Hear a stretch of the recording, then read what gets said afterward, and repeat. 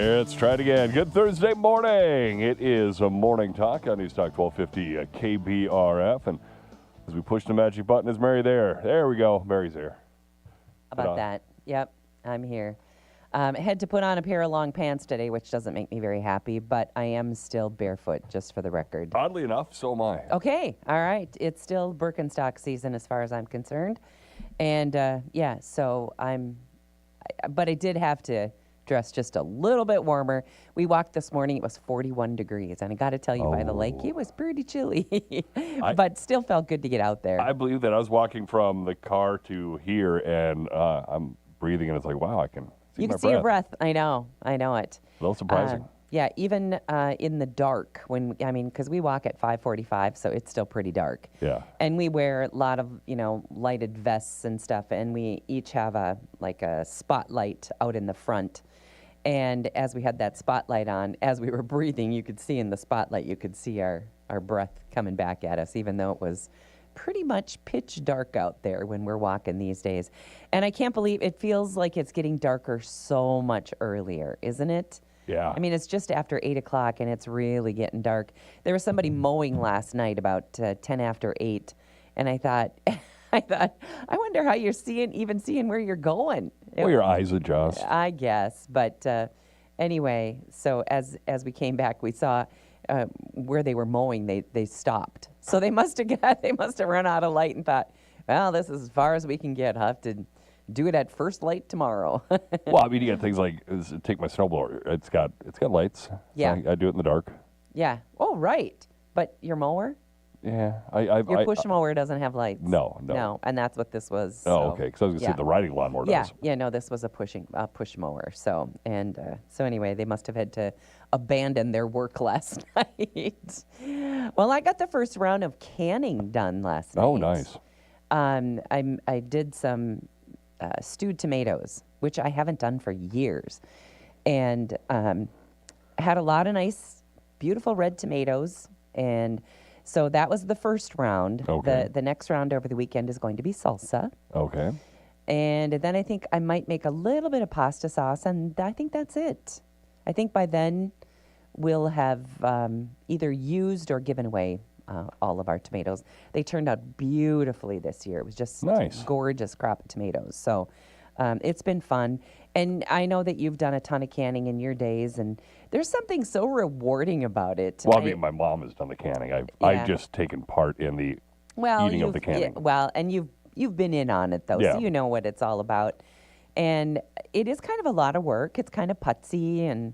But I always remember my mom. In our house, there was this room and I think it was in our basement. It must have been in our basement. And we called it the fruit room. Ah. And what it was just shelves and shelves and shelves of my mom's canning. And the whole thing was this shelf after shelf after shelf of everything lined up perfectly. All the tomatoes were on one. I think in those days she canned like pear halves. Okay. And we did a number of things. Or my mom did. Anyway, those shelves were always full, and she would have us come down in the basement, and everyone stand in front of the shelves in the fruit room and just take a look. And isn't this beautiful? But there is so much reward when you go to all of that work. Yep. It's almost like you don't want to open up any of it, And I think, and John makes so much fun of me because it's so much work. You get him out of the water bath, and then you sit there and you think, okay, start popping. I want to make sure these seal. Come on. And with everyone that pops, I cheer, and he thinks I'm such a knucklehead. But anyway, there's something rewarding about canning. It's kind of fun. And Once you pop, you can't stop. That's right. And I love making salsa because I love to give it as gifts. Yeah, and salsa's tasty. Yeah, and I give a lot of it away. We've got grandkids who eat it by the bucket practically. So every time I see them, I give them about 4 or 5 jars, and by the next time I see them, they bring me back the jars. They're gone, so they go through a ton of it. So anyway, it's canning season. Here we go. Let her buck, huh? Yep. All right. Well, let's see what's happening today. The big deal in the news right now, of course, they are still dragging the Jeffrey Epstein thing back. And I don't know if that's ever going to go away. And I don't know if there's ever going to be anything that comes out of that, no matter what they release, that's going to be any different than what we already know. But I guess we'll see. They won't let that die. The other thing, the guy that's on the hot seat is RFK Jr. today. They are taught, his stance on vaccines is, pretty revolutionary in comparison to what it's been. Previous administration. And hey, everybody knows I'm kind of in his camp on that, because we have grown as a country, and with good reason, to be very, very wary of vaccinations. Now, I'm not saying that all vaccinations are bad, because I don't think that they are. What I do think is that you need to be very, very wary, and you need to be educated. Yep. You need to do the digging yourself. You need to do the research, and then determine what is best for you and your family. Weigh the benefits with the risks. And but you've got several, like the MMR, that are very, very tried and true. However, they are different today than they used to be. So, again, and I'm not saying you can't trust them, because maybe you can. It's just that the way that they stuffed that, the COVID vaccine. The COVID vaccine destroyed a lot of trust. It absolutely destroyed trust. And I got to tell you, if there's a Pfizer name on stuff, I'm like, whoa. And I know that's wrong. Yeah. So don't listen to me. But it just, I don't know, it just never sat right with me that a drug company could come out with something so quickly. And then as we look back, the thing is, it wasn't done quickly, Mary. That's the thing that I think a lot of people get wrong. COVID is a mutation of the SARS virus that came out years ago. Right, and so they started working on it. So that's where they laid the groundwork for the vaccine. So they'd been working on a vaccine. All of a sudden SARS disappears, and like, well, I guess we can just kind of put this one on the back burner. And then they're like, oh, okay, well, it matches up pretty much with the SARS, so let's go back to that. And then that's why it was done so quickly. Everybody thinks it was done like, oh, overnight they had a vaccine. No, the groundwork was done years ago. Right. But that's sure how we were made to feel. And yeah, but I mean, the groundwork was done years ago. Yeah, and I don't know, but I think you're exactly right. It was definitely the COVID vaccine and the way that they mandated all of that business. That's where everybody lost the trust. That's where everyone just said, enough. You are not going to tell me what I have to do here. And I think it still comes down to that. Yep. I think everyone should have that choice. And if you choose to have whatever vaccination or to vaccinate your kids against whatever, that is absolutely up to you.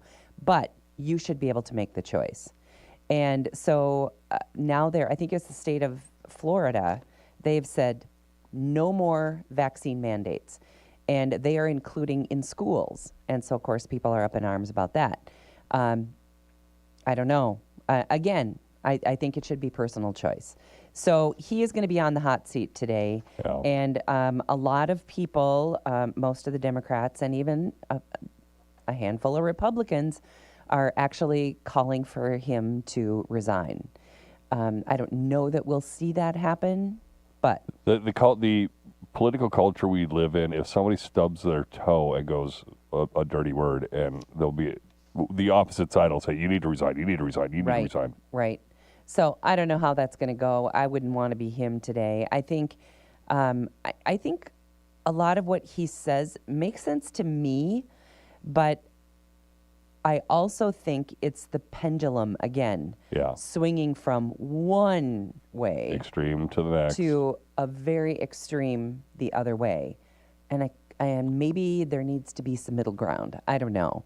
I would just like to see people be able to make those choices.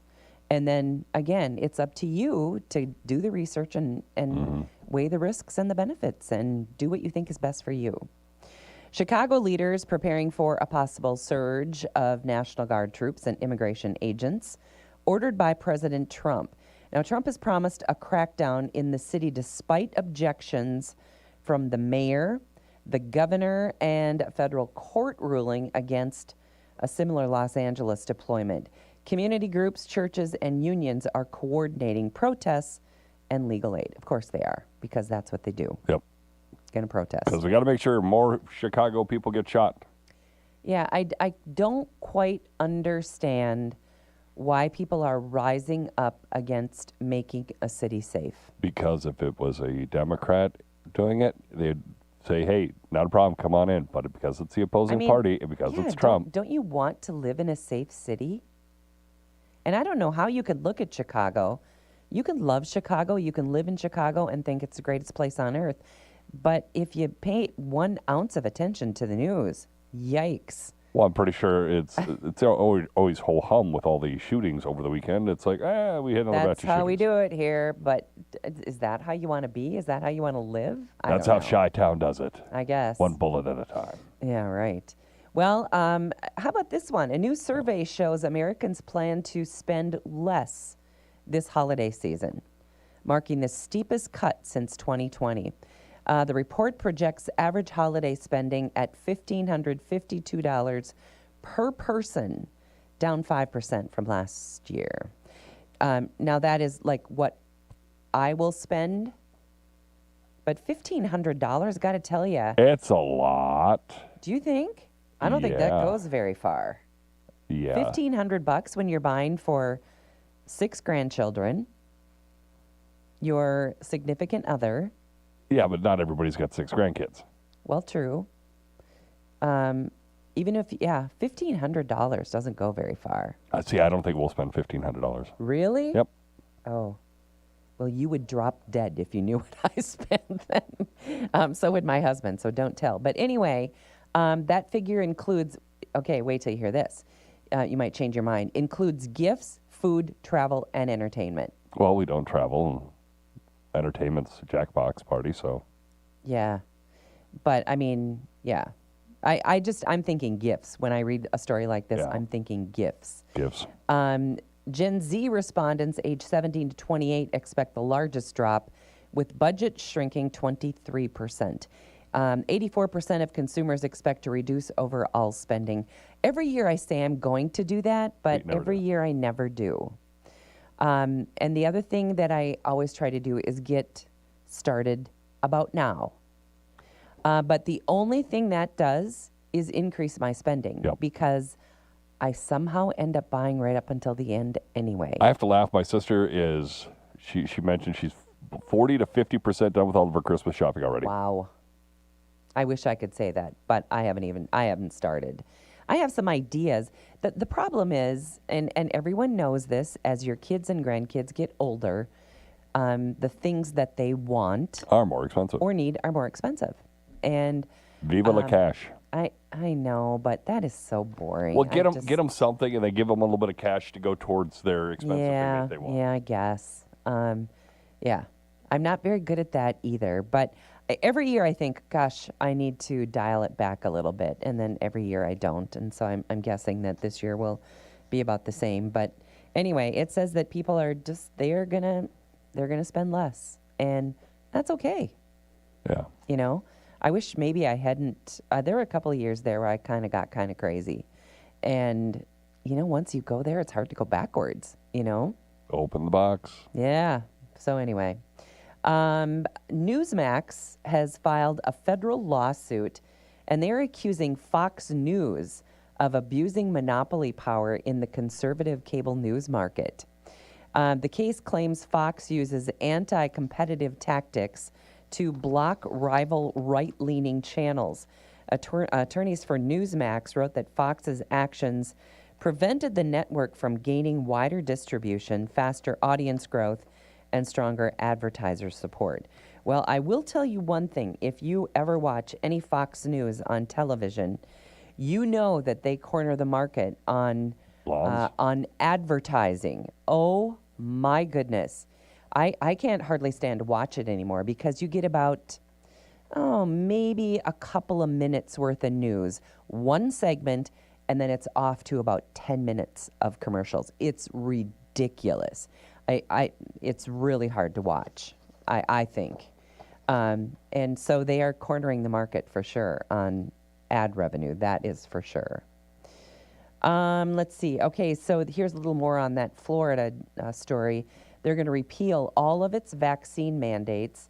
This comes from the Surgeon General.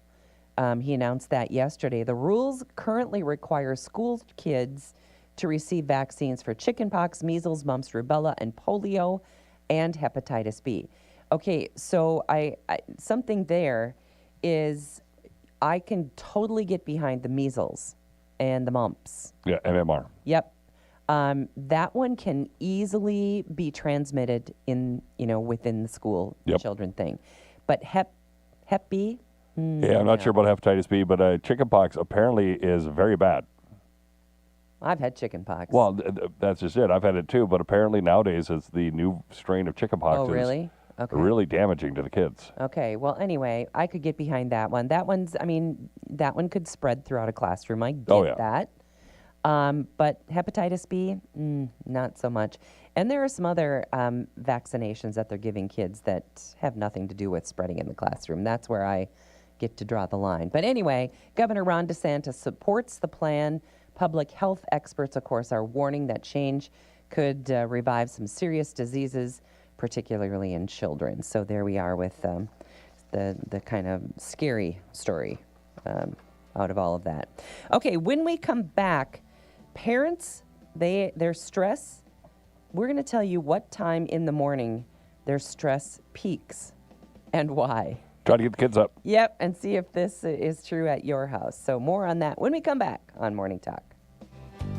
Back with more Morning Talk with Mary Dolan and Dave Bishop. Brought to you by Pioneer Care and Fergus Falls Monument Company. After the markets on News Talk 1250 KBRF.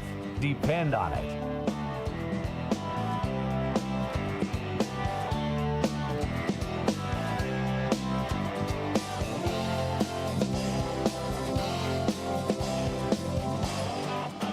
Doth thou wisheth to save money? At FergusFallsDeals.com, we've got a whole lot of new savings, including certificates for home and garden. So much more and great savings at low prices, like Atlas Outdoor Services, Flour Mill, and beyond the mitered corners. Log on to set up an account now. It's that easy. Check it out and start saving money today at FergusFallsDeals.com. I'm Derek Sidian with KBRFradio.com News. Join me every Friday at 5 on KBRFradio.com or on the Fergus Now app for the weekly news recap, where I recap this week's hottest local news and you catch up on what you might have missed. From local crime and business news to road construction and car accidents, the weekly news recap keeps you up to date on what you need to know. The KBRF Weekly News Recap is brought to you by Fergus Falls Monument, online at foreverstonmemorial.com. Memorials that matter. Craig Olson. Join me every Saturday morning at 8 for the Coaches Show, presented by the Viking Cafe on News Talk 1250 KBRF. Football, basketball, soccer, hockey, volleyball, swimming, cross country. I interview area coaches to discuss the season, recap the last game, and preview upcoming games. Catch the live show at 8 on Saturday morning on News Talk 1250 KBRF and the live stream and archived shows at KBRFradio.com. Just click on Sports Streaming. The Coaches Show, presented by the Viking Cafe. Find out why the markets are moving. Get in-depth ag information with the Red River Farm Network on News Talk 1250 KBRF. Depend on it.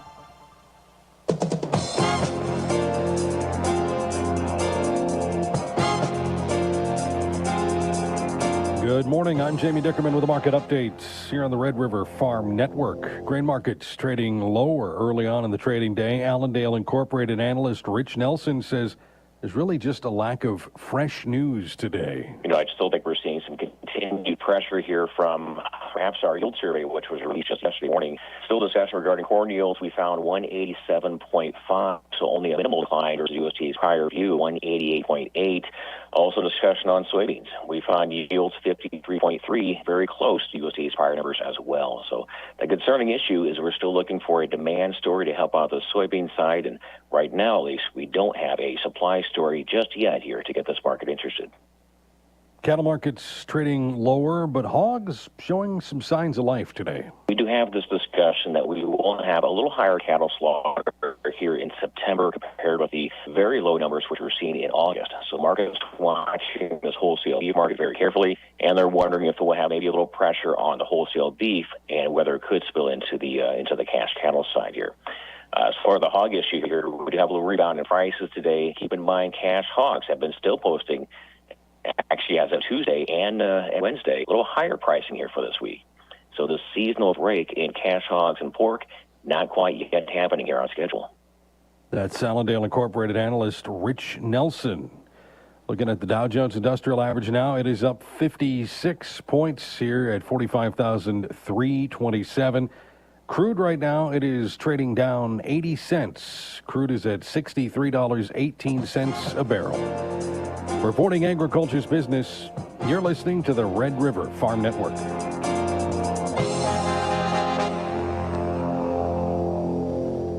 Here's the latest from CHS Ag Services. Todd Summerfield from CHS Ag in Crookston talks about what he's seeing in the various CHS corn and soybean plots in the region. We're starting to see some white mold. Some of the other things that we're seeing in the soybean plot is, the dry down, the maturity, pod set for those that are blessed with rocks. Obviously, we like our pods to be a little higher off the ground. And on the corn side, standability. There are a little bit of reports of some green snap with all the wind we've had. So you can kind of look at certain varieties and go, hey, I like this one, or I don't like that one because of that. I don't think I've ever been in a corn plot or a soybean plot where I didn't walk out of there going, hey, I did not know that. I learned something today. I'd like to thank all of our seed dealers and the CHS staff and the growers that allow us to put these plots on their property. CHS Ag Services with 20 locations in Northeast North Dakota and Northwest Minnesota. CHS Ag Services, providing solutions for your success. With that morning cup of coffee and the Red River Farm Network on the radio, you're ready to take on the day. Farming and ranching is a bottom line business, and we treat it that way at the Red River Farm Network. Our team of dedicated ag journalists include Don Wick, Tyler Donaldson, and Jamie Dickerman, plus ag meteorologist Drew Lerner. Farm news, markets, and weather from the #1 rated farm radio team in the region. We're the Red River Farm Network, and we're reporting agriculture's business. Farm broadcaster Don Wick here. The Big Iron Farm Show coming up September 9th, 10th, and 11th. Join the Red River Farm Network, our building near the center of the grounds. Ag Country Farm Credit Services has daily seminars in our building at 11:30. Land value seminars with Farmers National Company at 2:30 Tuesday and Wednesday. Full details on the Red River Farm Network website. Go to the Big Iron tab. Our coverage sponsored by Pioneer, North Dakota Corn Council, North Dakota Corn Growers Association, and Crary Industries. Minneapolis wheat December, we are down 3 1/4 now at 5.69 3/4. And December Chicago is down 6 1/2 at 5.15 1/2. December KC, we're down 7 cents now at 5.03 1/4. Sep corn is down 3 cents at 3.94 3/4. The December corn is down 3 1/4 at 4.14 3/4. September soybeans here down 8 at 10.08. Got November down 8 3/4. 10.22 3/4. Canola down 2.90 at 6.14 Canadian. Reporting agriculture's business, this is the Red River Farm Network.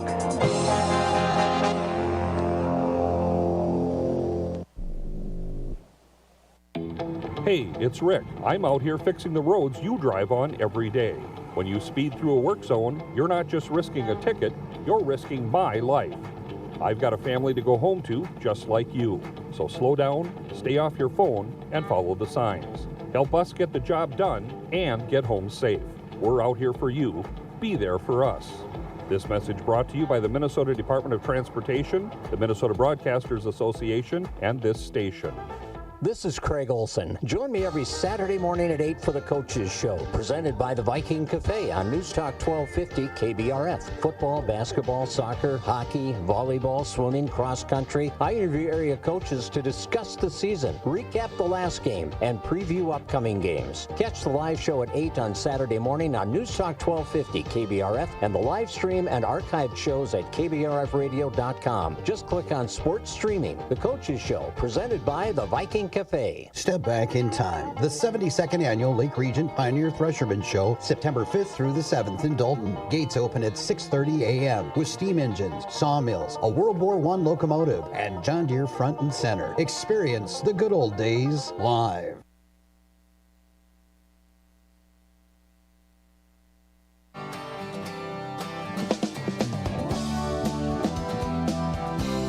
Newstalk 1250 KBRF. Listen anytime, any place with the Fergus Now app on your phone. It is 9:36. And Mary, one thing we get to do in just a couple minutes, we're going to be giving away a pair of general admission tickets to the Speedway Motors Wissota 100 next week. So be listening in. We'll do that here in just a few minutes. That starts on Wednesday, right? Actually, Tuesday. Oh, my goodness. Okay, and goes through Saturday. Yep. Okay. Well, that's always a lot of fun. And you know what? Looking ahead at the weather, it looks like it's going to be great. There have been years where it's been really cold. There's years where it's been so incredibly hot and windy. And we've had just about every kind of weather. And next week just looks great. Gorgeous. You know, mid-70s, just beautiful. So we'll look forward to the growl of the engines. I stayed in town one Friday night because we had a function in town early on Saturday morning. And I couldn't believe, for as far away as I live from the track, how loud those cars are across town. And I suppose the wind must have been just right. But, man, I felt like they were out in my driveway, much less across town. But, yeah, there's the roar of those engines. Going to be a lot of fun for a lot of people. Yep. And, you know, and there's going to be a lot of people coming into our community, and that's what it's all about. And so we'll do our best to welcome everybody to Fergus Falls and treat them right while they're here, because they're going to come here and they're going to spend money in our community, and we want to we want to show them some good things, some great food and good shopping, and we just got a great community to be proud of. So the Riverwalk and all those kinds of things that they could do while they're in town. And why don't we give the tickets away now? Okay. Text us at 321-1926. So use our text line, 218-321-1926, 321-1926 for a pair of general admission tickets for Speedway Motors Wissota 100 coming up next week. So again, a pair of general admission tickets, Speedway Motors Wissota 100. So again, 321-1926. Give us a text, and first person to text in will give it away. Sounds great. I know there's a lot of people that just really look forward to this every year, and it's a great thing for our community. And it's I know the community worked hard a number of years ago to get this to come to Fergus Falls, because I think it had been in Huron, South Dakota. Yep, Huron, South Dakota. Okay. So it's really kind of a big deal for Fergus Falls to welcome these people. So all the folks, and I know there's lots of race fans in Fergus Falls and the surrounding area too. Okay, so the most stressful time for parents, I don't know if you agree with this, are 7:16 a.m. It's during the school, get ready for school run. Yeah, that's 7:15 to 7:30. It's kind of hairy. That whole hour. I do remember when my grandkids were littler, if there were something that was going on in the morning where mom and dad needed to be off doing something else, and a couple of times I got the kids ready for school. And I do remember when they were little, that was like herding cats. That was pandemonium. Anyway, during the get ready for school and the school run, according to this survey, moms and dads are most stressed at 7:16 a.m. Common stressors include kids refusing breakfast, where are my shoes, battling them to get dressed. Get out of bed. Well, get out of bed is one thing. You know what I remember telling, and I don't remember what grade it was in, but I remember it was maybe first grade or second grade. It could have even been kindergarten. I told the teacher, you know what? I just want you to know right now that whatever she shows up in terms of clothing at school, I just want you to know she picked it out, because that is one battle that I am not willing to have. And she likes to pick out her own clothes. So if she comes in some crazy outfit, I just want you to know I did not pick it out. Shortly after Jen and I got married, she took a job with a different company. She's been a Pioneer forever, but there was a small window where she was at a different company. And she would have to work mornings or really early. And so I had to get the boys ready and moving. And I remember Adam, he had to be like kindergarten, first grade. And he's like, I can't find my shoe. And it's like, what do you mean you can't find a shoe? I can't find my shoe. I walked into his room. In the dead center of his room was the shoe. I'm like, dude, it's right there. He goes, oh. Oh, okay. I know. We've all done that. And I just thought, clothes, I mean, you can try to steer them down the right path and say, oh, that doesn't match. How about if you do this? But you know what? If they throw a fit about clothes, I say, who cares? Yeah. That is just one fight. There's some battles that you just choose not to have. Adam hates blue jeans for some reason. Really? Do you know one of my grandkids? I can't remember which one it was. Hated jeans too. Always wanted to wear sweats, which he referred to as comfy pants. Yeah, Adam calls them runners. Okay. Well, everybody wants to be in those runners or comfy pants. Nobody wants to wear jeans. Hey, I couldn't agree more. I'd rather be in a pair of sweats. See, I love jeans. Do you? I'd rather be in a pair of sweats all the time. Anyway, so these parents, they panic and they stress and they get the kids dressed and find both shoes and all that sort of stuff. Get them off on the bus or drop them off at school or whatever and then go, whew. Now I got to go to work. Did it again. And then they realize, gosh, I never even got breakfast. I haven't even had my first cup of coffee. Anyway, nearly 3/4 of parents find the school run very stressful, with many preferring tasks like taking out the trash over that daily routine. The survey found coffee is crucial, and boy, we couldn't agree more with that. Coffee is crucial. And by the way, I'm going, right when I leave here today, I'm going right to get that Keurig and bring it back here, and I'm putting it in your hands to do with whatever you choose. I even brought you a coffee pod. Oh! I did. I know. I was thinking about you. So anyway, there we have that, because nobody should be without a Keurig. Nobody should be without good coffee. That's right. But 321-1926, again, we'll take the first person that wants a pair of general admission tickets to the Speedway Motors with Soda 100 at the I-94 EMR Speedway next week. Okay, sounds great. Let's see what else we have for you today. Here's a story about 51 years after a student lost his wallet on an Ontario high school, at an Ontario high school. Construction workers found it hidden behind a bathroom wall. Hidden behind a bathroom wall. Yeah. His name was Tom. He was 17 years old back in 1974. Had the wallet containing his student ID, driver's license, social insurance, insurance card, family photos, and a few other personal items. Lorna McQueen, the school's caretaker, traced the kid down. Well, now not a kid. He's now 67. Managed to find him on Facebook. Initially, I thought it was a prank, he said, but the contents confirmed it was his long-lost wallet. McQueen and this guy believe that someone found the wallet, removed the cash, and hid it in the ceiling tiles. Oh, wow. Anyway, it ended up lodged behind the wall, and he said seeing the contents was kind of a trip down memory lane. He called it amnesia lane, including a photo of his childhood home that his mother still lives in. So kind of cool to get that back after all those years. Now, we've had a couple of people try to call. Remember, you do have to text. There we go. Now we've got people texting. Okay. And I got a couple of texts here, too, and I'm wondering if some of those might not be...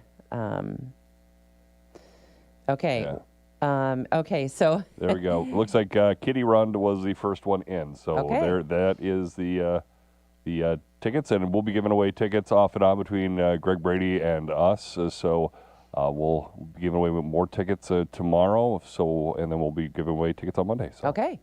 And we did get a text from our friend Kevin, who was in Maryland. Kevin, you have to update me now. I know you're working on this. He and his wife are working on this very, very cool house. I can't imagine the undertaking. And when you see the pictures, I keep asking him, are you crazy? But it is going to be so cool when they are done. Anyway, well, nice. you have to, he lived in Frederick, Maryland, but now I know that they have moved, and I'm not exactly sure where they are these days. But anyway, he says, a note about the ready for school conversation. He said, I heard an ad yesterday for an app, Where Are My Shoes? He said, which I thought was kind of silly, but apparently it's a problem in Minnesota. So, see now... And later that day, you were his own Where Are My Shoes app. Well, because it was right in the middle of the floor. I know, that's funny. And the there's funniest... really an app. Well, we say there's an app for everything. Yeah. Clearly there is. We get air tags or something in there. Wow. Or a little beeper. Find My Shoes. Yeah, maybe that's what you need is an air tag and, tied to each one of their shoes. Each one of those shoes. Do you ever wonder, ever go down the road and see one shoe? Do you ever wonder how does somebody lose one shoe? Oh, that's easy. I mean, how do you do that? Well, you throw it out the window? You see a lot of kids driving on safely with their feet out the window. Oh, okay. Well, the passenger will be having their feet out the window, and maybe they move it in, it gets stuck, and there it goes. Okay. Or they're screwing around, and somebody grabs a shoe and chucks it out the window. Well, that's probably more probable, yeah. Okay, so tell me how you feel about this. I think I know. NFL Commissioner Roger Goodell says Taylor Swift is welcome at any time to play Super Bowl halftime show because everyone's thinking she's going to be the halftime show for the Super Bowl. And so I actually heard an interview with Roger Goodell yesterday, and they asked him, is she the halftime entertainment? And of course he said, I can't answer that. But he said, I just want you to know that she's welcome to at any time. So I don't know if that means that to me it's going to be her or to not. me that means no, and they're trying to get her for next year because they probably already have this year's Super Bowl person. Yeah, it actually was an appearance on the Today Show yesterday, I think is where I saw it. Anyway, Goodell said that a potential Swift performance is a definite maybe, he said, while adding that the final decision rests with Jay-Z and his Rock Nation team, who produced the halftime show. We would always love to have Taylor play, Goodell said. She is a special, special talent, and obviously she would be welcome at any time. Swift, of course, has strong ties to the NFL because now she is engaged to Travis Kelce. So how many, oh boy, now we have wedding plans to hear about. I don't know about you, but I want to stick my finger down my throat when I hear about the two of them. Pretty tired of the whole Taylor Swift. Yeah, with most celebrity relationships, I just don't care. Yeah, I know. That's how I am too. I don't remember the last time I actually cared about a single one. Yeah, that's kind of how I am too. All right, remember Farm Aid? Yep. Well, back for 2025, going to celebrate its 40th anniversary. Here in Minnesota. Yeah, going to have a live broadcast on CNN from Huntington Bank Stadium in Minneapolis, September 20th. That's where the Gophers play. Yeah, big deal. The event will feature performances by founders Willie Nelson, Neil Young, and John Mellencamp, alongside special guests including Dave Matthews, Kenny Chesney, Billy Strings, Margot Price, Winona Judd, and Steve Earle. That's quite a lineup. Yeah. Among others, too. The event, which has raised over $85 million to support U.S. farmers since its inception in 1985, will be streamed on CNN's platforms without need for a cable login, so you can watch it regardless. Anyway, it's kind of cool that it's coming to Minnesota and, of course, to the Gopher Stadium, no less. That's really cool. So the partnership is critical to elevating the role of family farmers to their rightful place as essential for all of us and showcasing the extraordinary artists who have generously shared their voices of support for now 40 years. So not only cool that it's coming to Minnesota, where the Gophers play, but also on a landmark year, too, 40th anniversary. That's really cool. All right. Are you a Yellowstone watcher? No. Really? I don't. I just kind of ran out of time to watch stuff. I don't have time to sit and watch a show anymore. Oh, my. I've got so many movies in my Vudu account that I haven't had time to watch. So One you of don't them ever, in the evening at home, well, you're never home. You've got at a game or something. I'm very rarely home, Yeah, and that's true. I don't have time. Yeah, I guess. Well, I do, and I was a Yellowstone watcher. Okay, so now there's going to be a spin-off called The Dutton Ranch. It's a new Yellowstone spin-off centered on Beth and Rip, those two characters. The series will feature some of those that were on Yellowstone: Kelly Riley, Cole Hauser, Finn Little, adding Annette Bening. Annette Bening has got to be getting up there, doesn't she? Yeah. Anyway, Ed Harris is also going to be on it. And I love Ed Harris. He's a great actor. Yeah, he's a great actor.